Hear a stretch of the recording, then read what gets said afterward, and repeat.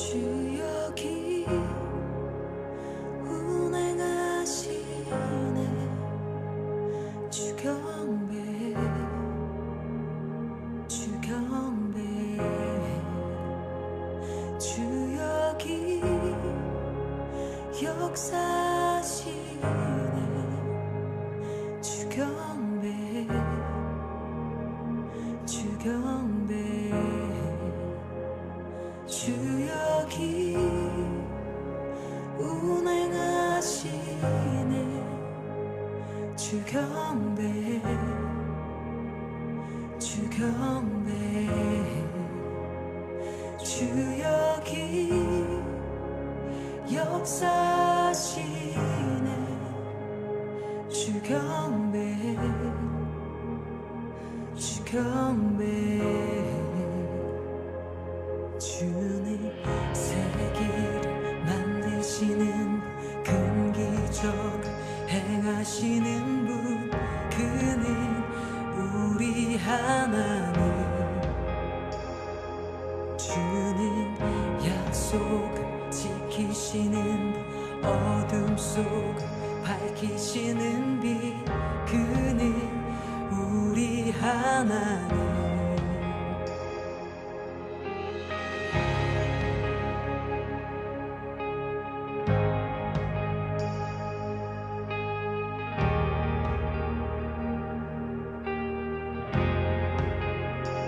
주리 맘 만지네. 주경배 주경배 주리 치유하시네. 주경배 주경배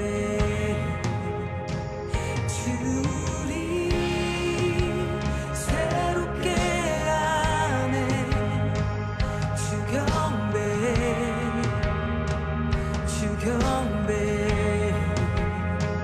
주리 회복시키네. 주경배 주경배 주님 세기를 만드시는 큰 기적 행하시는 분, 그는 우리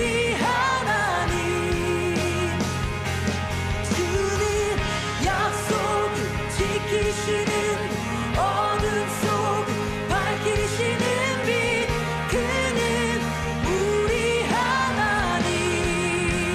그는 하나님. 그는 하나님. 그는 하나님. 그는 하나님.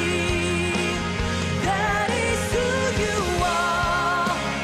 That is who you are.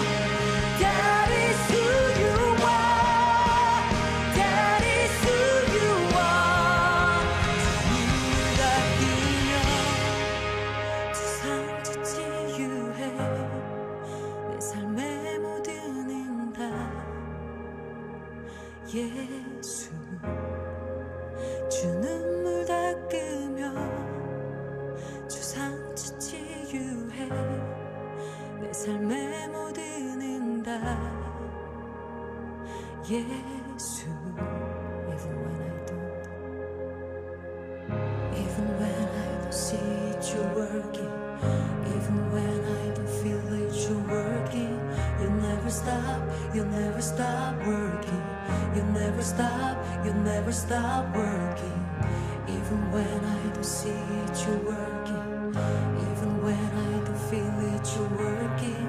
You never stop, you never stop working. You never stop, you never stop. 주의 일하심 볼 수 없어도, 주의 일하심 알 수 없어도, 주는 결코 멈추지 않네. 주는 결코 멈추지 않네. 주의 일하심 볼 수 없어도, 주의 일하심 알 수 없어도, 주는 결코 멈추지 않네. 주는 결코 멈추지 않네.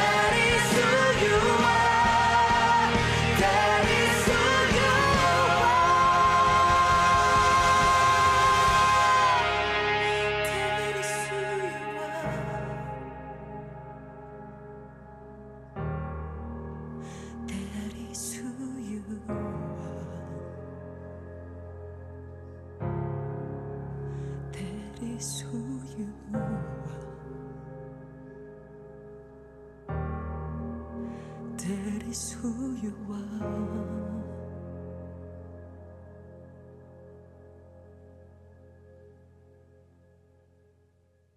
갈라디아서 3장, 갈라디아서 3장 23절부터 29절까지 말씀, 갈라디아서 3장 23절부터 29절까지 말씀 읽어요. 믿음이 오기 전에 우리는 율법 아래에 매인 바 되고 계시될 믿음의 때까지 갇혔느니라. 이같이 율법이 우리를 그리스도께로 인도하는 초등교사가 되어 우리로 하여금 믿음으로 말미암아 의롭다함을 얻게 하려 함이라. 믿음이 온 후로는 우리가 초등교사 아래에 있지 아니하도다. 너희가 다 믿음으로 말미암아 그리스도 예수 안에서 하나님의 아들이 되었으니 누구든지 그리스도와 합하기 위하여 침례를 받은 자는 그리스도로 옷 입었느니라. 너희는 유대인이나 헬라인이나 종이나 자유인이나 남자나 여자나 다 그리스도 예수 안에서 하나이니라. 너희가 그리스도의 것이면 또 아브라함의 자손이요 약속대로 유업을 이을 자니라. 아멘. 갈라디아 3장 우리 23절부터 29절까지의 말씀, 24절에 보면 율법이 그리스도에게 인도하는 몽학선생, 그러니까 옛날 성경에는 몽학선생이라 되어 있고 지금 여기 성경에는 초등교사다 이렇게 되어 있습니다. 그러니까 율법 자체가 나쁜 것이 아니라 우리를 그리스도에게 인도하는 선생님이라는 얘기예요. 그 율법이. 갈라디아 3장을 우리 봤으니까 3장에 19절을 봐봐요. 19절에 그런즉 율법은 뭐냐? 율법은 뭐냐? 범법함으로 더하여진 것이라 천사들을 통하여 한 중보자의 손으로 베푸신 것인데 약속하신 자손이 오시기까지 있을 거다. 율법이라는 건 그리스도가 약속하신 그 자손이, 그 씨가 너희에게 들어올 때까지 필요한 게 율법이라는 거예요. 여러분 안에 그리스도라는 씨가 들어오면 율법이 이제 완성된 거고요. 그것이 이제 그리스도의 씨가 아직 안 오면 율법이 절대적이라는 얘기예요. 그 전에는. 그러니까 계속 율법을 받아야 된다는 거죠. 왜냐하면 그 씨가 들어올 때까지는, 씨가 들어오면 그다음부터는 율법이라는 것이 완성이 된 거지, 율법을 사라지게 하는 게 아니라고. 이게 완성이 돼서 예수가 이걸 완성시켜서 내 속에서 완성이 됐단 말이에요. 하나가 되었다. 이런 의미예요. 12절에 보면, 3장 12절에 보면 율법은 믿음에서 난 것이 아니죠. 왜냐하면 예수님 오시기 전에 있는 거니까. 예수님 오시기 전에 있는 거니까 믿음은 율법에 의한 것이 아니고 율법을 행하는 자는 그 가운데서 살리라. 그러니까 율법을 행하려면 율법 안에서 살아야 되는 거예요. 근데 예수님이 오시고 나면 예수님 안에 살아야 되겠죠. 그럼 예수님 안에 산다는 게 뭐야? 율법으로 사는 거예요? 믿음으로 사는 거예요? 믿음으로 살아야 되는 거지. 믿음으로 사는 사람은 율법이 지나간 거죠. 끝난 거지. 근데 율법 안에서 너희가 만약에 율법에서 그대로 살려고 그런다면 그럼 아직 믿음이 안 온 거고, 그러면 율법 안에 사는 사람은 계속 율법 안에서만 살아야 된다는 것을 얘기하는 거죠. 그렇죠? 율법과 믿음에 대한 이야기를 지금 잘 설명해 주고 있는 내용들이죠.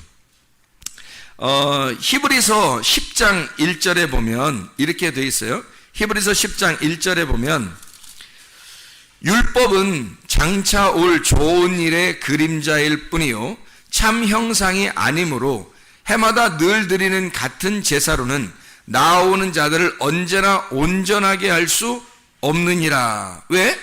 이건 좋은 일이 오기 전에 그림자란 말이에요. 그림자는 완전한 게 아닌 거죠.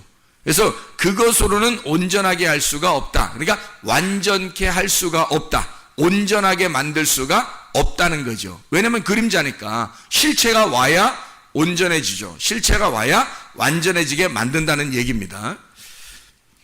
자, 고린도전서 15장 56절을 봐봐요. 56절. 사망에 쏘는 것은 죄요. 사망은 쏘는 게 죄라는 거야. 그리고 죄의 권능이 뭐예요? 율법이래요. 그러니까 죄를 죄되게 만드는 그것을 재판할 수 있는 능력, 그 권능을 가진 게 뭐냐? 이게 율법이라는 거예요. 그러니까 율법과 은혜, 요거를 잘 구분해내지 않으면 성경을 이해하지 못한다 그랬죠.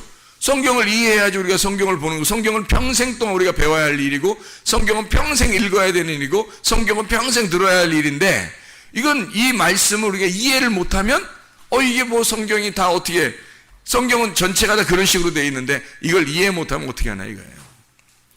자, 그래서 로마서 5장도 한번 읽어봐요. 로마서 5장 20절 말씀.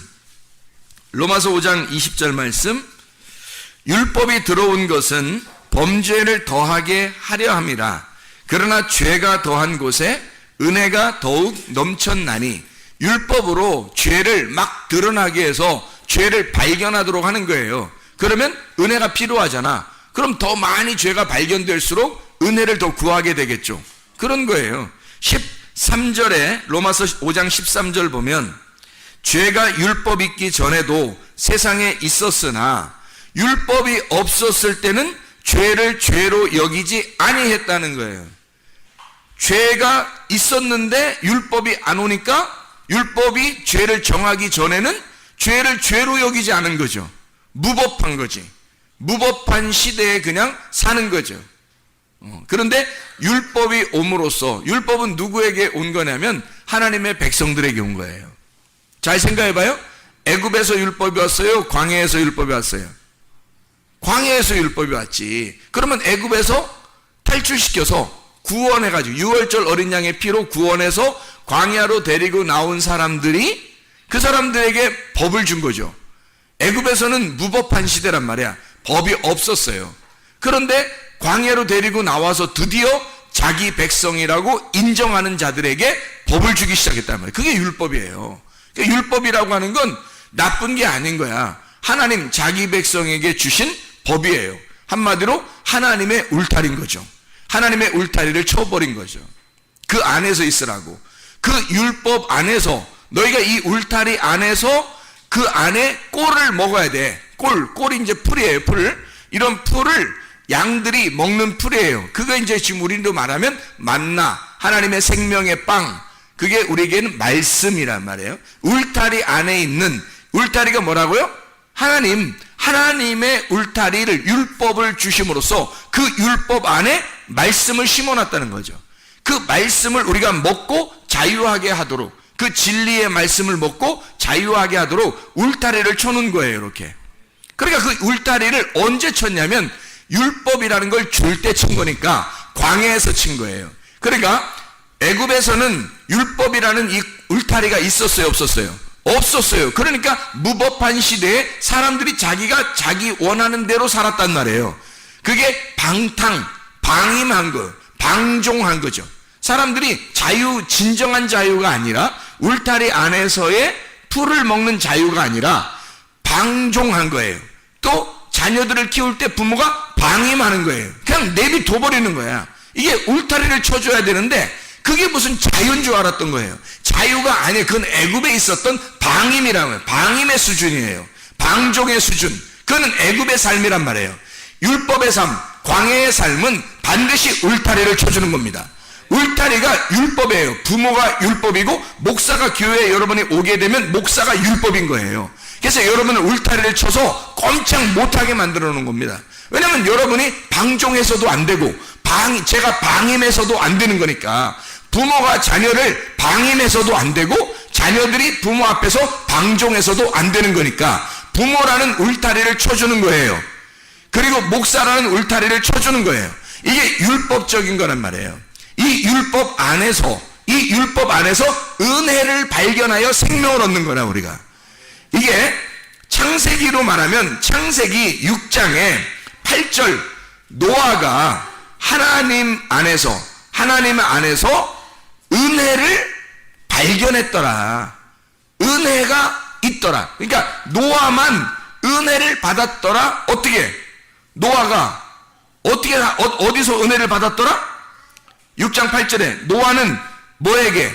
여호와께 은혜를 입었더라. 여호와 안에서 주님 안에서 은혜를 발견했더라는 거예요. 그 말은 그가 이 여호와라는 게 뭐예요? 하나님의 백성들에게 하나님이 절대 권력을 가진 거란 말이에요. 그가 그 여호와라는 그 율법 안에서 은혜를 발견한 사람이 되었다 이거야. 노아가 유일하게 율법 안에서 여호와의 눈, 율법이라고 하는 건 여호와의 눈이에요. 하나님의 눈, 불꽃 같은 하나님의 눈. 자, 가정에서 부모가 자녀에게는 부모가 불꽃 같은 눈이라고요. 교회에서는 목사가 성도들에게 불꽃 같은 눈이라고요. 이게 율법이란 말입니다. 이런 율법 안에서 그 노아가 여호와의 눈에서, 여호와 안에서, 그가 여호와의 눈 안에, 하나님의 말씀 안에, 율법 안에서 은혜를 발견했더라. 은혜를 입었더라. 은혜를 발견했더라. 그 말이에요. 은혜를 찾아낸 겁니다. 율법 안에서 은혜를 드디어 찾아냈더라. 그 말이에요. 그러니까 여러분과 저는 율법이라고 하는 것이 나쁜 게 아니라 율법 안에서 은혜를 발견하도록 하나님이 믿음이 오기까지 율법을 먼저 주는 거예요. 우리한테. 왜? 그걸 밟고 오라는 거죠. 그 율법을 알고 이 안에서 은혜를 발견하여 믿음 안으로 들어오라는 얘기거든요. 근데 사람들이 율법을 모르니까 믿음 안으로 들어오는 게 뭔지를 모르는 거예요. 율법을 모르니까. 그러니까 율법이라는 어마어마한 성경책을 우리에게 주셨단 말이에요. 근데 이 성경책, 어마어마한 성경책을 모르니까 율법을 발견을 못한 거예요. 그러니까 율법을 발견을 못하니까, 율법을 모르니까 은혜가 발견이 안 되는 거예요. 이 어마어마한 율법책을, 이 성경책을 모르는 거예요, 사람들이. 그러니까 은혜가 발견이 안 돼, 이 속에서. 성경을 모르니까. 그래서 우리는 성경을 알아. 왜 알아야 되냐면, 성경을 알아서 그 안에서 은혜, 나에게 직접적으로 생명이 되시는 은혜를 만나야 된단 말이에요. 그래서 율법이 필요한 거예요, 여러분에게. 이 교회당이 왜 필요한 거냐면, 틈만 나면 교회당에 와서 아침 저녁으로 우리가 말씀을 나누고 기도하는 이유가 이 율법 안에서 내가 은혜를 발견해야 된다는 거죠. 그래야 내가 생명을 얻으니까, 내가 그 은혜를 받아야 노아 홍수같이 그런 어마어마한 멸망이 와도 내가 그리스도의 구원을 받을 수가 있으니까, 그의 심판이 올 때에 나를 구원하는 것이 내게 올 거니까. 그거예요, 바로. 주님의 은혜가. 자, 성경이라고 하는 건, 율법이라고 하는 게요, 굉장히 필요한 건데, 왜 필요하냐면, 율법이라고 하는 건, 성경에서 율법과 은혜 이렇게 말하죠. 율법과 은혜. 그러면 율법이 왜 굉장히 필요하냐면요, 은혜는 뭐를 설명하려고 하는 거냐면, 옷을 입혀주는 걸 은혜라 그래요. 옷 입혀주는 거. 그러면 율법은 뭐겠어? 은혜는 옷을 입혀주는 게 은혜라고 하면, 그러면 율법은 뭐겠냐고? 옷을 벗기는 거야. 옷을 벗기고 은혜로 옷을 입혀주는 거예요. 그래서 그리스도가 우리를 옷을 벗긴다는 말이 없는 거야. 그리스도가 오면 항상 우리를 빛의 갑옷을 입혀준다. 전신갑주를 입어라. 너희가 세마포를 입을 것이다. 항상 그리스도가 오면 우리를 입혀준다는 말이 나오는 거예요. 그런데 구약에서는 그렇지 않아요. 구약에서는 옷을 벗겨버린다고. 그게 창세기에서 누가 옷이 벗겨졌죠? 창세기에서 아담과 하와가 원래 옷이 벗겨 있었어요. 그런데 부끄러운 줄 몰랐어. 뭘 먹고서 부끄러운 줄 알았어요? 선악과 먹고서 부끄러운 줄 알았어요. 그러니까 우리는 에휴 저 사람들이 선악과 먹었으니까 부끄러워서 아이고 선악과 먹으니까 죄인이야. 아니 벗겨놨다는 얘기는 뭘 얘기하는 거예요? 벗겨놨다는 얘기는, 옷을 벗겨놨다는 얘기는 뭘 얘기하는 거냐면 부끄러움을 얘기하는 거예요. 원래 성경에서 옷을 벗었다는 얘기는 부끄러움을 얘기하는 거예요. 수치스러움을 얘기하는 거예요. 그러면 하나님은 우리에게 입혀주시는 분이지 벗기시는 분이 아니라는 거죠. 그들이 옷을 벗고 있었으나 하나님이 벗겨주셨더라 이런 얘기가 아니잖아요. 잘 성경 창세기를 읽어보라고 3장에. 그죠? 그 사람들이 옷을 창세기 2장하고 3장에 이 사람들의 하나님이 이 사람들의 옷을 벗겨놓았더라 이런 말이 있어요? 잘 생각해요. 창세기 2장 제가 읽어볼게요. 25절에 아담과 그의 아내 두 사람이 벌거벗었으나 부끄러워하지 아니하니라 이렇게 돼 있어요. 하나님이 옷을 벗겨줬더라는 얘기가 아니야. 이게 잘 생각해봐요. 하나님이 아담과 하와 두 사람의 옷을 벗겼더라 이렇게 말 안 했잖아요. 그렇죠? 옷을 벗었다는 말이 여기 지금 처음 나오는 거거든요. 옷을 벗었다는 말이 여기 지금 처음 나와요. 창세기 2장 25절에 처음 나와요. 그 부끄러움을, 옷을 벗은 부끄러움을 창세기 3장에서 설명하려고 한 거예요. 창세기 3장에서 그거를 네가 옷을 벗고 있는 건 부끄러운 일이다라는 걸 알려주는 게 3장인 거죠. 그렇죠? 그리고 나서 가죽 옷을 입혀주는 것도 3장이에요. 그러니까 옷을 벗기는 것이 죄를 드러내는 거고요. 죄인이라는 걸 드러내는 거예요. 벌거벗었다. 이게 죄를 드러내는 거란 말이에요. 하나님 안에 있어야 되는데 하나님에게서 우리가 벗어났단 말이야. 벗어나서 만들어졌으니까 이건 벗은 거지. 옷을 벗은 거지. 그래서 죄인이라는 걸 설명하는 거야. 이건 넌 부끄러운 거야. 앞으로 옷을 입어야 되는 거다. 이걸 얘기해 주려고 하는 거죠. 성경이 그런 얘기죠. 그죠? 그래서 하나님이 내가 너를 옷을 입혀줄게 해서 가죽 옷을 입혀주는 거예요. 그리고 그것으로 끝나는 게 아니라 이게 가죽 옷이 율법의 옷이라고 했잖아요. 율법으로 오신 주님이 가죽을 벗기셔서 자기의 죽음으로 이것을 덮여주는 거예요. 그리고 우리에게는 뭘 입혀준다고요? 요한계시록에는 세마포 옷을 입혀준다고요. 그러니까 신부의 옷을 입혀준다는 거지. 아니 설마 가죽 옷 입고서 결혼하라고 하겠어? 타지 않냐 우리가? 응? 이렇게 가죽 옷을 입고서 이렇게 등장해서 결혼식 하도록 하겠냐고. 아니란 말이에요. 가죽 옷을 입히는 것은 어느 날 새로운 옷을 이 가죽 옷이 바뀌는 거예요. 그러니까 율법이라는 옷에서 은혜의 옷으로 바뀌어버리는 거지. 그게 세마포 옷이란 말이에요. 우리가 하늘나라 갈 때는 또 주님을 만날 때는 주의 십자가의 죽으심으로 이 옷마저 바뀌어버리는 거예요. 가죽 옷이 율법의 옷이 바뀌어버려서 은혜의 옷으로 바뀌어버리는 거죠. 그러니까 율법은 우리를 벗겨버리는 거고요. 은혜는 우리를 입혀주는 거란 말이에요. 이해가 되시죠? 그래서 선악과는 우리를 죄를 깨닫게 해서, 율법은 우리를 죄를 깨닫게 해서 옷을 벗기는 일을 해요. 그리고 생명나무, 은혜는 주님이 우리를 옷을 입혀주는 역할을 하신단 말이에요. 이게 성경이라고.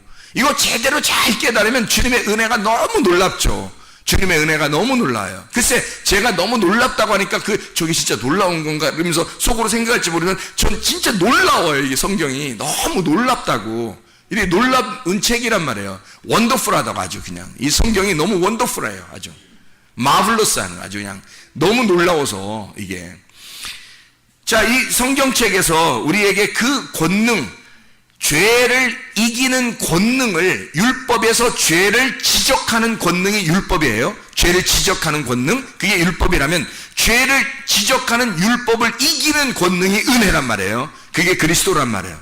그걸 우리에게 설명해 주고 있는 장면들이라. 그래서 벗기고 그리고 다시 입힌다라는 말. 이사야 20장을 한번 보면요, 이사야 20장에 이런 말이 있어요.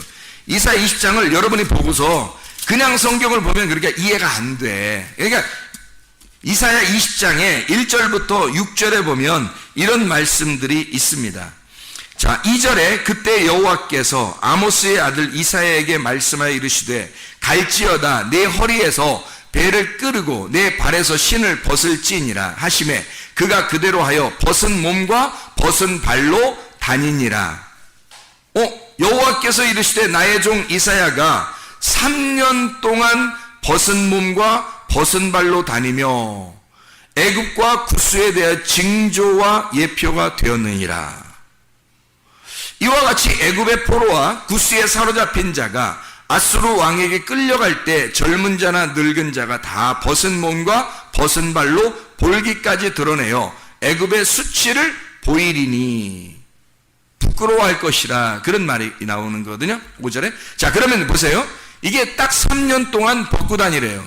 선지자 진짜 못할 노릇이죠, 이게. 3년 동안 벗고 다니라요. 그러면 이 벗고 다니는 게 지금 뭐를 설명한다고? 부끄러움과 수치를 알려주려고. 3년 동안이니까 3년이 지나면 뭐 하겠다는 얘기야? 옷 입혀주겠다는 얘기를 하고 싶은 거예요, 주님이.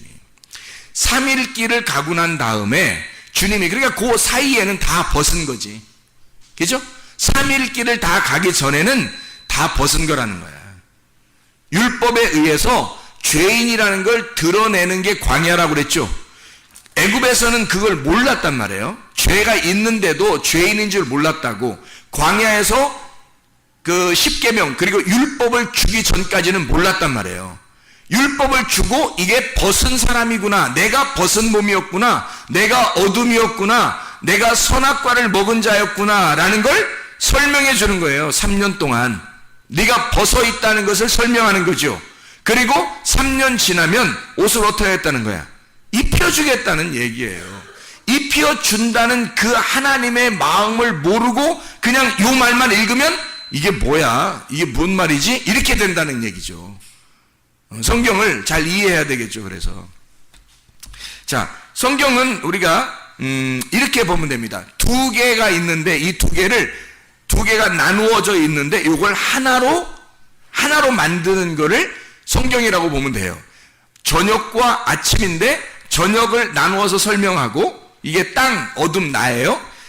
아침을 하나님, 하늘, 하나님이라고, 말씀이라고요. 그래서 이 어둠과 빛을, 저녁과 아침을 갖다가 연결해서 이걸 하루의 날이다. 이렇게 성경이 되어 있는 게 창세기 1장이죠. 창세기 1장을 설명하는 거예요. 성경은 창세기 1장을 설명하는 거다. 이해가 되겠죠? 자, 그거를 한번 설명을 한번 해볼게요. 마태복음 5장 39절, 마태복음 5장 39절을 보면 이렇게 말씀이 써 있어요. 나는 너희에게 이르노니 악한 자를 대적하지 마라. 누구든지 내 오른편 뺨을 치거든 왼편도 돌려대며 그랬죠. 아니, 오른편 뺨을 치면 왼편도 돌려내려요. 그래서 사람들이 이거를 어떻게 해석을 하고 생각을 해요. 누가 자기 때리면 한쪽도 더 때려. 이렇게 하면서 나는 예수 믿는 사람이야. 나는 다 용서할 수 있어. 그러니까 때려. 나 때렸지? 이쪽도 때려. 이렇게 하거든요. 성경이 그런 말로 써 있을까? 아니겠죠. 써 있을까? 그러면 아니란 얘기를 하려고 한 거지. 그러니까 이렇게 써 있는 게 아닌 거죠. 자, 보세요. 오른편 뺨을 치거든 할 때 그 오른편 뺨이 이쪽이, 여러분이 볼 때 이쪽이 저기죠. 오른편 뺨을 칠 때 뭘로 때려요? 오른편 뺨을 치려면 뭘로 쳐야 되냐고. 이쪽에서 왼손으로 쳐야지 오른편 뺨을 치지. 생각해봐요. 또 이렇게 또 거꾸로 이렇게 또 친다고 한다. 또 이렇게. 예? 아니, 오른편 뺨을 치려면 내가 여기 여러분을 오른편 뺨을 치려면 어떻게 해야 되냐고. 여러분이 나를 오른편 뺨 치려면 어떻게 해야 돼? 여기 오른편 뺨 치려면 여기 왼손으로 쳐야지. 오른편 뺨을 이렇게 거꾸로 해서 이렇게 손으로 이렇게 등어리로 손등으로 치냐고. 오른편 뺨을 치려면 왼손으로 쳐야 된단 말이야. 그리고 이러면 오른편 뺨을 쳤으니까 왼쪽도 돌려대야 돼, 안 돌려야 돼? 돌려대는 거야. 돌려대면 이쪽에서 왼편을 돌려대면 왼편은 무슨 손으로 쳐야 돼? 오른손으로 또 딱 쳐야 된다고. 그러면 잘 생각해봐요. 먼저는 무슨 손으로 쳤다고? 왼손으로 오른편 뺨을 쳤다고. 그러면 두 번째는 무슨 손으로 치라고? 오른손으로 왼편을 치란 얘기예요. 자, 여러분, 오른편 뺨을 맞은 거를 자꾸 생각하지 말라고, 여러분. 괜히 그 응어리 지고, 괜히 여기서 뒷글 있고, 그렇게 하지 말라고. 자기가 맞은 걸 자꾸 생각하지 말고, 때린 사람을 생각해 보라고요. 때린 사람. 그럼 때린 사람은 뭘로 쳤다고 먼저? 왼손으로 쳤다고, 나를. 왼손으로 친 자에게, 왼손으로 친 자에게 오른손으로 치도록 대조란 얘기야. 왼손으로 나를 치면 오른손으로 다시 나를 치도록 대주란 얘기잖아. 무슨 말인지 알겠어요? 그러면 왼손과 오른손을 설명하려고 한 거지. 왼손과 오른손. 그러니까 뺨을 얘기하려고 한 게 아니란 말이에요. 여기서 뺨을 얘기하려고 한 게 아니라 때리는 자에게 라는 얘기잖아. 성경을 그러니까 잘 봐. 그러니까 뺨을 맞은 거 자꾸 생각하지 말라니까. 우리 맞은 거를 자꾸 자기 쪽에 자꾸 생각하지 말고 때린 사람을 생각해 보라고. 때린 사람. 누가 때렸나? 어떤 손이 때렸나? 잘 봐요. 자, 39절에 내 오른편 뺨을 치거든. 누군가가 쳤단 얘기야. 그죠? 무슨 손으로? 왼손으로 쳤단 얘기지. 왼손으로 너를 치면 내 왼편도 돌려대서 또 맞으란 얘기야. 그러면 또 무슨 손으로 맞으란 얘기야? 오른손으로 맞으란 얘기지. 왼손으로 맞았으니까 오른손으로 맞으란 얘기지. 왼손과 오른손을 설명하려고 한 거예요. 왼손은 율법을 설명하려고 했던 거고, 율법으로 너를 치면 은혜로 오른손으로 너를 다시 맞도록 해란 얘기야. 율법으로 너를 쳤으니, 율법으로 맞았으니 네가 율법으로 끝나지 말고 다시 이걸 한쪽 편을 또 대서 오른손으로 맞아야 된다는 말이야. 너가 하나님의 왼손으로 맞았으면 네가 하나님의 오른손으로 또 맞아야 된다는 거야. 그래야 구원이 온다는 거지. 네가 왼손으로 너를 옷을 확 벗겨버렸으면 오른손으로 너의 옷을 입혀줘야 된다는 걸 얘기하는 거죠. 이해가 되겠습니까? 그래서 성경에는 속옷과 겉옷이 있는 거예요. 40절 봐봐요. 마태복음 5장 40절 뭐라고 돼 있어요? 또 너를 고발하여 속옷을 가지고자 하는 자가 있단 말이야. 속옷을 가지고자 하는 자가 있대요. 그러면 겉옷까지도 가지게 해라 그래요. 무슨 말이에요? 속옷이 뭐고 겉옷이 뭐야? 잘 생각해봐. 겉옷은 율법이고 속옷은 뭘 또 속옷이 은혜야 또. 잘 생각해봐요. 속옷이 먼저 왔어요? 겉옷이 먼저 왔어요? 속옷이 먼저 왔으니까 속옷 달라고 그러지. 무슨 변태요? 잘 생각해봐요. 속옷이 먼저 왔으니까 속옷을 먼저 달라고 한 거야. 그러면 겉옷까지도 달라고 하게 하라는 거지. 자, 아담과 하와가 선악과 범죄하고 그들이 뭐 만들어 입었어요? 속옷을 입었다니까? 속옷을 만들어 입었다고 그들이. 그러니까 하나님이 뭘 입혀줘요? 겉옷을 입혀줬다니까. 그죠? 그러니까 자, 누군가가 너의 속옷을 달라고 그래. 그러니까 속옷 뺏긴 거 자꾸 생각하지 말라고. 여러분 그거 가지고 지금 뒤끝 생각하지 말고 또 내 옷까지 달라고 그러는 거야. 그러면 사람들이 또 옷 달라고 그러면 또 이것도 주고 저것도 줘야 된다고 생각해서 또 뭐 신발도 벗어주고 옷도 벗어주고 뭐 이러면 진짜 막 하나님의 선한 사람이라고 생각. 그런 게 문제가 아니라 여기서는 자, 네가 선악과 먹고 속옷 입었는데 그 속옷을 달라고 해 누가. 그러면 하나님께서 입혀주신 겉옷이 있어. 그것도 줘라 이거야. 그것도. 왜? 그걸 줘야 세마포 옷을 입혀주지. 잘 생각해봐요. 속옷이 있었죠. 그 다음에 겉옷으로 가죽옷을 입혀줬죠. 그 다음에 그것 둘 다 줘버리면 하나님께서 어떻게 세마포 옷을 입혀주는 거지. 우리에게 영적인 옷을, 진리의 옷을 입혀주는 거지. 은혜로. 그래서 내가 만들어 입는 옷이 있고 하나님이 주신 율법의 옷이 있고, 그리고 하나님이 그 율법의 옷까지 다 하나님께 드려버리면 그러면 그것을 십자가로 완성하시고 우리에게 세마포 옷을 입혀주는 거죠. 그러니까 우리를 벗겨놓고 다시 입혀주시는 하나님, 이거를 설명하려고 했던 거란 말이에요. 그러니까 내가 뺏긴 거, 뭐 나 뺨 때렸어? 그럼 이쪽 뼈 때려봐, 이런 의미가 아니라 왼손으로 때렸으니 오른손으로 맞아야 된다는 거야. 그리고 속옷을 달라고 했으니 겉옷도 빨리 줘야 그 다음에 하나님의 옷이 입혀진다는 거죠. 이해가 돼요? 아주 간단한 얘기입니다. 아주 간단한 얘기인데 우리가 이걸 그냥 보면 이해가 안 되고 뭐 헷갈려요. 이게 이상한 얘기 같으니까 이게 헷갈린다고. 간단한 얘기인데, 그래서 이 율법과 은혜라는 것만 제대로 깨달으면요, 이 성경이 풀린다는 거죠. 왜? 성경은 그렇게 이루어져 있으니까. 그것을 모르고 성경을 보니까 사람들이 이해가 안 되는 거지. 자, 이해가 되겠죠? 무슨 말인가? 그래서 하나님은 우리에게 왼손과 오른손을 설명합니다. 예수님이 부활하시고 난 다음에 하나님의 어디 편에 계시죠? 우편에 계십니다. 왜 우편에 계시다 그래요? 하나님은 뭐 영인데, 하나님이 영이고 예수님도 부활하시면 영인데, 그 영적 존재들이 뭐 오른편에 앉아있고 왼편에 앉아있고 뭐 앞에 앉아있고 뒤에 앉아있고 막 이런가요? 그럴 수 없다는 말이에요. 오른편이라고 하는 얘기는 왼편에 있었다는 걸 설명하는 거죠. 내가 왼편에 갔을 때 죽었다는 거예요. 오른편에는 부활해서 가는 거죠. 그래서 부활해서 오른편으로 갔다는 얘기고, 죽으러 갈 때는 왼편으로 갔다는 얘기예요. 그러면 죽으러 갈 때는 어디로 내려왔다는 얘기? 땅으로 내려왔다는 얘기. 그러니까 땅이 왼편이고 하늘이 오른편이었던 거지. 그래서 하늘에 올라가셨다. 그 권능의 자리에 올라가셨다. 율법이 왼편이고 땅이고, 땅에서 있는 거고 땅으로 내려온 거고요. 그리고 은혜가 하늘에 있는 거란 말이에요.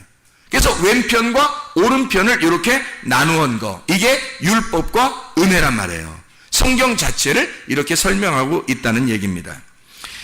자, 우리는 율법이라고 하는 것을 마치 율법으로는 구원을 받을 수 없어, 그러니 율법은 나쁜 거야 라고 인식하는 사람들이 굉장히 많더라. 그거 아니다. 왜 그게 아니냐면 요한복음 19장 29절 30절 말씀을 한번 우리 같이 보면요, 거기에 다 이루었다는 말씀이 우리에게 있죠. 거기에 요한복음 19장 29절 30절, 거기 신포도주가 가득히 담긴 그릇이 있는지라 사람들이 신포도주를 적신 해면을 우슬추에 메어 예수의 입에 대니, 예수께서 신포도주를 받으신 후에 이르시되 다 이루었다 하시고 머리를 숙이니 영혼이 떠나가시니라. 원래 신포도주는 누가 먹어야 될 음식이에요. 신포도주는 내가 먹어야 할, 내가 마셔야 할 포도주란 말이에요. 그거를 예수님이 십자가에서 마셨다고. 십자가에서 그걸 입에 대고, 그리고 거기서 죽으시면서 모든 것을 다 이루었다. 너희들이 마셔야 할 잔을 내가 마셨다 그 말이야. 너희들이 마셔야 할 죽음의 그 잔, 신포도주를 내가 마셨다. 쓴 물을 내가 마셨다. 한마디로 쓴 물은 내가 마시고, 그리고 이제 단물을 너희에게 주겠다는 얘기지. 하늘의 천국의 포도주를 너희에게 주겠다. 신포도주, 쓴 물은 내가 십자가에서 매달려 그걸 마시고, 하늘에 올라가서 달콤한 포도주, 하늘나라 천국 잔치하는 그 포도주는 너희들을 마시게 하겠다는 얘기야. 이게 십자가라고요. 십자가로 율법을 완성하셨다는 거죠. 율법을 폐기하신 게 아닙니다. 율법을 폐기하신 게 아니라 율법을 끝내고 완성했다는 얘기예요. 드디어 이 율법 안에서 오신 그 주님이 율법을 끝냈다는 얘기야. 이거를 완성했다는 얘기예요. 이제는 예수님의 시대가 열렸다. 그러면 예수님의 시대를 뭐가 증명해요? 율법이 증명하는 거예요. 그래서 율법이 꼭 필요한 겁니다. 왜냐하면 그 율법이 이 은혜의 시대를 율법이 설명해야 하니까. 은혜의 시대라고 하는 건, 부활이라고 하는 건 그 죽음이 부활을 설명할 수밖에 없는, 부활을 죽음이 설명하지 않으면 이해가 안 되는 게 부활이란 말이에요. 그냥 살아있는 게 아니란 말이에요. 그냥 살아있는 게 아니라 부활이라고 한 거예요. 부활이라는 건 다시 살았다는 얘기거든요. 그 말은 죽음이 있어야 다시 살아난 것이 설명이 되는 거지. 그래서 십자가 예수가 자기가 홀로, 그 십자가 예수가 거기서 완성을 하고, 은혜는 누가 받게 했다고? 여러분과 제가 받게 했다고. 은혜는 예수님이 받는 게 아니에요. 은혜는 예수님이라고. 은혜는 예수님이니까 여러분에게 제가 받는 거지. 예수 그리스도가 십자가에 매달려 죽으신 것은 율법을 끝내는, 율법을 완성하는 죽음이고, 그리고 은혜는 은혜가 되신 예수님을 내가 받는 거란 말이에요. 은혜는 내가 받아야 되는 거란 말이에요. 그러면 내가 은혜를 받았느냐 이거지. 율법의 예수를 확실하게 인정하고 믿지 않으면 은혜를 받을 수가 없어요. 그래서 죄라고 하는 게 뭐냐면, 죄가 요한복음 16장 9절에 뭐라고 나오냐면 이렇게 나와요. 16장 9절.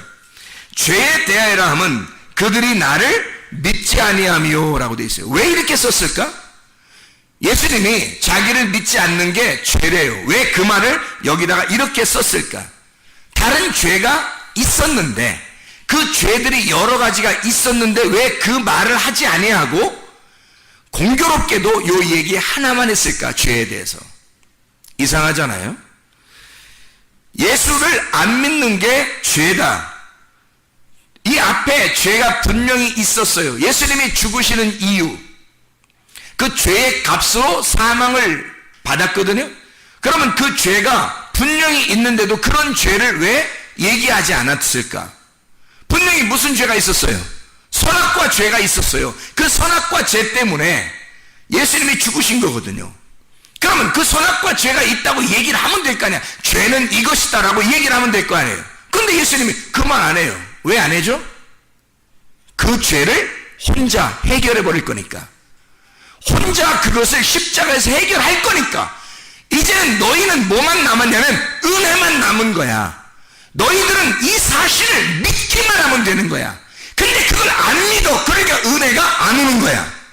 네가 그걸 안 믿으니까, 이 사실을, 내가 이 사실을 끝낸 것을 네가 안 믿어. 안 믿으니까 너는 은혜가 안 온 거죠. 우리는 은혜만 받으면 되는 건데, 죄가 뭐냐면 그 사실을 안 믿는 거야. 그 예수를 안 믿는 거예요. 율법으로 돌아가신 예수를, 나 때문에 죽으신 그 예수를 안 받아들이는 거예요. 안 믿어. 그러니까 내가 거기서 죽을 이유가 없는 거지. 내가 항상 살아있는 거지. 예수님 믿습니다 이러면 끝나는 줄 아는 거예요. 그게 아닌 거죠. 거기서 예수님이 죽으신 것은 진짜 내가 사라진 거라니까요. 진짜 내가 없어진 거예요. 근데 내가 없어지지 아니하고 여전히 내가 살아있다, 이게 안 믿는 거라고. 예수를 믿었다면 네가 사라졌어야지. 예수의 그 십자가는 네가 사라졌다는 걸 증명하는 것인데, 네가 사라졌다고 여기지 않는다고, 네가 여전히 예수를 안 믿는다고, 예수의 그 죽음을 안 받아들인다고, 그 죽음이 네가 사라졌다는 거라니까. 네가 완전히 사라지고 없어졌다는 것이 이 율법 안에서의 죽음인데, 그걸 안 믿어버린다고, 그걸 안 받아들이니까 네가 여전히 살아있어. 은혜가 안 오는 거예요. 왜? 나를 안 믿으니까. 그 예수, 그 십자가의 죽음을 안 믿으니까. 그러니까 너는 죄가 그대로 있는 거야. 너한테는 그 죄가 아직도, 너는 율법의 세계에 사는 거야. 은혜로 살아야 되는데, 예수는 2000년 전에 죽었는데, 세상에 예수는 2000년에 죽었는데 아직도 우리는 율법 안에 사는 거예요. 왜? 내 속에서 예수가 죽질 않은 거야. 그 예수, 나를 위해서 나라는 예수로 죽으신 예수를 안 믿은 거예요. 그러니까 아직도 내가 살아있는 거지. 내가 살아있는 그것이 죄라는 거예요. 그 네가 나를 안 믿은 거니까 그게 죄라, 이렇게 쓴 거죠. 선악과 먹은 게 죄야라고 쓸 수도 있잖아요. 근데 아니에요. 네가 나를 안 믿는 게 죄다. 그게 죄라는 거야. 왜? 너는 은혜를 받아야 할 존재야. 예수님이 그것 때문에 오셔서 죽으셨으니까 혼자 끝내신 거예요. 우리하고 상의도 안 하고, 우리하고 상의하지도 않고 혼자 하나님의 사랑으로 그분이 이 율법 안에서의 죽음을 끝내신 거라고요. 더 이상 우리가 죽지 않도록 그 길을 마련하신 거야. 그 진리를 깨닫고 생명을 얻으라는 거거든요. 그래서 예수님이 길이요 진리요 생명이 되신 거예요. 그런데 그걸 안 받아들이는 거야. 너희가 나를 안 믿는다. 그것이 죄다. 십자가의 해결이 아직 너한테는 안 이루어졌어. 그러니까 너는 아직도 율법 안에 사는 자야. 몽학선생 안에 사는 자다. 초등교사 안에 사는 자다. 율법 안에 사는 자야. 믿음이 오게 되면, 진짜 믿음이 오게 되면, 예수를 네가 정말 믿으면 율법은 완성된 거야. 율법은 지나갔어. 율법은 끝난 거다. 이게 갈라디아서 3장의 말씀입니다. 진실로 예수 안에서, 율법 안에서의 은혜를 발견한 노아처럼 하나님 안에서의 그 은혜를 발견하는 주의 사람들이 되시기를 바랍니다. 요한복음 20장 1절 하나만 읽고 마치도록 하겠습니다. 요한복음 20장 1절 말씀. 자, 뭐라고 써있냐면, 안식 후 첫날 일찍 아직 어두울 때에 막달라 마리아가 무덤에 와서 돌이 무덤에서 옮겨진 것을 보고, 돌을 옮겨진 것을 보고, 옮겨졌다, 이게 아이로라는 단어입니다. 이 아이로라고 하는 단어는 들어 올려졌다, 누군가가 취하여 갔다, 뭔가 이 돌이 제거가 됐다, 이 말이거든요. 이 말은 아이로라는 그 단어 자체가 죄를 용서했다, 속죄, 죄를 속했다, 죄를 용서했다, 죄가 넘어갔다, 요 이야기를 하는 거예요. 그러면 보세요. 잘 생각해요. 죄 용서라고 하는 것은 육신이 죽어서 무덤 안으로 들어갔다가 거기서 부활하여 나오는 것을, 육신이 죽어서 무덤 안으로 들어갔다가 나오는 것을 죄 용서라 그렇게 말하는 거예요. 죄 용서라 그렇게 말하는 거는, 그렇죠? 돌을 옮겨놨다. 자, 돌을 옮겨놨다. 잘 생각해봐요. 그러면 여러분 보세요. 자, 무덤이 있어요. 돌 문으로 이렇게 닫혀놨거든요. 근데 돌 문이 열린 거거든요. 자, 그러면 이것을 여러분은, 아, 돌문이 닫혔구나, 그 다음에 돌문이 열렸구나, 이렇게 생각하잖아요. 그럼 이거를 조금 더 생각을 한 번 더 해보자고요. 한 번만 더 생각해보자고. 제발 한 번만 더 생각해 봅시다. 돌문이 닫혔다는 것은, 이렇게 닫아놨다는 것은 돌문이 원래 어떻게 되어 있었다는 걸 얘기하는 거예요. 돌문이 원래는 열려 있었던 거죠. 돌문이 원래는 열려 있었어요. 그렇죠? 그런데 거기다가 시체를 집어넣었을 때 돌문을 닫은 거예요. 그렇죠? 원래는 이게 돌문이 열려 있었다고요. 돌문이 원래 열려 있었는데 시체를 넣고 돌문을 닫아놨단 말입니다. 그리고 다시 이 돌문이 열려질 때, 그때 시체는 없어진 거예요. 부활한 겁니다. 그렇죠? 그러면 원래도 돌문이 열려 있었는데 그 다음에 시체가 들어갈 때만 돌문이 닫힌 거예요. 그렇죠? 그리고 이 돌문이 열릴 때 다시 시체가 없어진 거예요. 돌문이 원래 열려 있었다는 그 상태가 뭐냐는 거예요. 원래 열려 있었던 상태가 하나님의 원래 창조죠. 원래 우리를 창조하신 모습이란 말이에요. 하나님이 우리를 원래 창조하신, 선악과를 먹기 전에 우리의 모습이죠. 하나님이 우리를 창조하셨을 때의 창조 상태란 말입니다. 그런데 사람들이 선악과를 먹었죠. 그리고 죄를 지었어요. 그랬더니 시체가 되어버렸어요. 죽었단 말이에요. 하나님과 관계가 끊어졌어요. 그걸 시체라 그래요. 그래서 그 시체를 어디다 집어넣어? 예수 그리스도가 십자가 못 박혀 돌아가시며 그 시체를 대신에 예수님이 죽으시고, 시체로 죽으시고, 그리고 그 시체가 무덤 안으로 들어가 버린다. 무덤 안으로 들어가니까 문을 딱 닫아버려요. 뭐가 닫아버린 거예요? 뭐가 예수님을 죽였죠? 뭐가 예수님을 죽이고 예수님을 갖다 가둬놨죠? 율법이 예수를 죽이고, 원래 창조의 상태는 율법이 없었다고요. 죄를 죄로 여기지 않았다고. 그래서 돌문이 열려 있었던 상태란 말이에요. 그런데 죄를 발견하게 됐어, 사람들이. 그래서 돌로 사람들을 때려서 죽인다고 그랬죠, 구약에서는. 그게 심판하는 돌, 율법이란 말이에요. 율법이라는 이 돌문으로 사람을 죽여서, 그 안으로, 율법으로 사람을 죽여서 문 안으로 들여보내고, 무덤 안으로 들여보내고, 율법의 문을 닫아놨다고요. 그때 부활하시는 그 주님이, 죄로 사망했던 이 주님이, 율법 안에 갇혀있던 이 주님이 여기서 어떻게 해요? 문이 어떻게 됐어? 예, 문이 다시 열려버렸단 말이에요. 다시 문을 열어놨다고. 열어놓고 시체가 사라져버린 거예요. 어떻게 된 거예요, 그러면? 아니, 그러니까 보세요. 처음에는 시체가 들어가기 전에 무덤에 뭐가 있었어요? 없었지. 그러니까 무슨 무덤이라 그래, 그걸? 빈 무덤이라 그래. 빈 무덤이었었는데 그게 원래 상태란 말이에요. 그런데 죄를 지은 인간을 대신해 주님이 죽으시고 시체가 되어 죄의 사망을 거치고 문 안으로 들어가서 율법의 문으로 딱 가둬놓으니까 이때는 죽은 시체가 그 안에 있단 말이에요. 사망이 그 안에 있단 말이. 근데 이 사망을 이긴, 사망의 권세를 이기신 분이 이것을 갖다 이 돌의 문을 열어버리니까, 이 돌의 문을 열어버리니까 이 속이 다시 무슨 무덤이 됐어요?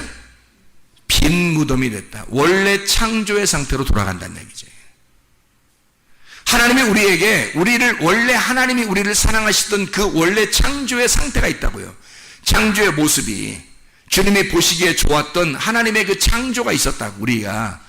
그런데 사람들이 선악과 죄로 인간이 타락하고 그리고 자기 죄인 됐는데 예수 그리스도가 그것에 의하여 죽으시고 그 율법에 의하여 죽으시고 시체가 되어 무덤 안에 들어갔을 때는 우리도 함께 그 안에 있는 거라고요. 근데 그 무덤 문이 열릴 때 다시 창조의 역사로 돌아가게 되는 하나님의 역사가 성경에 이 말씀을 통해서 이루어지는 거죠. 그거를 원래 상태로 돌아갔다. 그래서 요한복음 16장 10절에 이렇게 말해요. 의에 대하여라 함은 내가 아버지께로 가니 너희가 다시 나를 보지 못하며. 무슨 말이에요? 원래 상태로 돌아갔다는 얘기죠. 원래 상태로 돌아가면 그것을 의롭다고 말한다. 의롭다는 말은 뭐의 반대말이에요? 죄의 반대말이죠. 그러니까 죄라고 하는 것은 뭐라고? 너희가 나를 믿지 아니하며. 그 말은 무슨 말인지 알겠죠? 율법 안에서 그 죽으신, 내가 죽어야 하는 그 자리에 죽으신 예수를 받아들이지 않고 내가 여전히 살아있으니, 내가 여전히 살아있는 건 하나님하고 관계가 끊어져 있다는 얘기죠. 내가 여전히 살아있는 건 하나님과 관계가 끊어져 있는 거고 아직도 죽어있는 상태라는 얘기죠. 그러면 원래 상태가 아니라면, 원래 창조의 상태가 아니죠. 그죠? 하나님과 관계가 끊어져 있으니까 원래 창조의 상태가 아닌 요 상태를, 관역에서 벗어난 요 상태를 죄라 그렇게 말하는 거라고. 이때 예수님을 믿어서 예수님이 이런 모든 죄의 사건을 끝내시고 다시 아버지께로 돌아가 빈 무덤을 만들어 놨고 이게 원래 창조의 상태로 다시 돌아가면 그걸 의롭다라고 말하는 것입니다.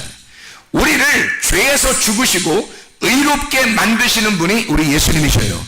이게 성경의 핵심이라고요. 복음이라고요. 그래서 예수의 복음은 십자가와 부활입니다. 예수의 죽음을 통하여 우리의 모든 죄값을 치르시고 그리고 다 이루었다. 율법 안에서 모든 것을 완성하고 이제는 너희에게 은혜를 주고 싶다는 거야. 빈 무덤을 선사하고 싶다는 거야. 너희에게 원래 창조의 질서로 다시 돌아가게 하고 싶다는 거야. 하나님의 원래 그 사랑의 품 안으로 돌아가게 하고 싶다는 거예요. 그것을 받아들이라는 것입니다. 기도하겠습니다. 우리 하나님 아버지 사랑과 은혜를 감사드립니다. 아버지 하나님, 우리의 그리스도를 그토록 입혀주시기를 원하시는 주님, 나의 옷을 벗고 그리스도의 옷을 입어 빛의 갑옷을 입고 전신갑주를 입고 살아가는 주의 사람들이 되게 도와주시옵소서. 말씀이 우리에게 충만하게 도와주셔서 그 말씀과 함께 동행하다가 주님 만나 살게 도와주시옵소서. 예수 그리스도 존귀하신 이름 받들어 기도드려 싸움나이다. 아멘. 절대 박수로 안 돌겠습니다.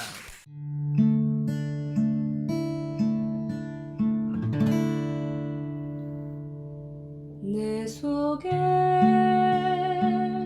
내가 너무도 많아서 당신을 쉴 곳 없네. 내 속에 헛된 바램들로 당신을 변할 곳 없네. 내 속에 내가 어쩔 수 없는 어둠